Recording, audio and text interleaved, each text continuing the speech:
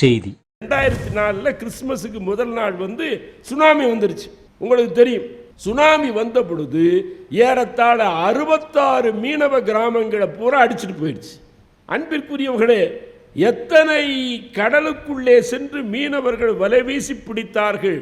இதுக்கு பழிவாங்கிறது மாதிரி கடல் அதுவே கிளம்பி இந்த மனிதர்களை எல்லாம் வலையில்லாமலே இழுத்து உள்ள போட்டுருச்சு. கொத்து கொத்தாக மனிதர்கள் செத்து விழுந்தார்கள். அப்ப நான் போய் பார்த்தேன். அப்ப பார்த்தால் யாரு என்ன ஜாதின்னு தெரியல, எந்த மதம்னு தெரியல, எங்க இருக்கிறவன்னு தெரியல.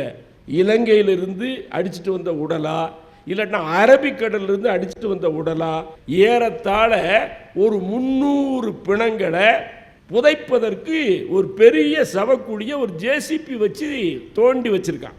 நான் போன பொழுது பார்த்தேன். அப்ப ஒரு பெரிய ஜேசிபி வச்சு குழி தோண்டி வச்சிருக்கான். இப்ப இவனை என்ன சடங்கு வச்சு புதைக்கிறதா எரிக்கிறதா இதெல்லாம் பட்டிமண்டபம் நடத்தி முடிவு பண்ண முடியுமா? அப்ப அந்த குழி தோண்டி வைத்திருந்தார்கள். இத்தனை உடம்பையும் ஜேசிபியில் அள்ளி உள்ள போடுறோம். அந்த காட்சியை நினைச்சு பாருங்க. 2 புறம் குழி தோண்டின காரணத்தில் இந்த பக்கம் மண் குவிக்கப்பட்டிருக்கிறது, இந்த புறம் மண் குவிக்கப்பட்டிருக்கிறது. எனக்கு தோன்றியது, இவர்களுக்கு உறவினர்கள் இல்லையா, இவர்களை பெற்றெடுத்தவர்கள் இல்லையா? அப்ப இந்த பூமி என்ன சொல்லுதுன்னா, 2 புறமும் மண் குவிக்கப்பட்ட அந்த சவக்குழி என்ன சொல்லுகிறதா?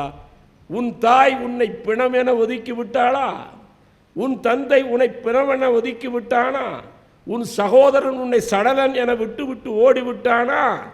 பூமியான தாய் நான் அழைக்கிறேன், 2 கரம் நீட்டி என் மக்களே என் கர்ப்பத்திற்குள் மீண்டு வாருங்கள்.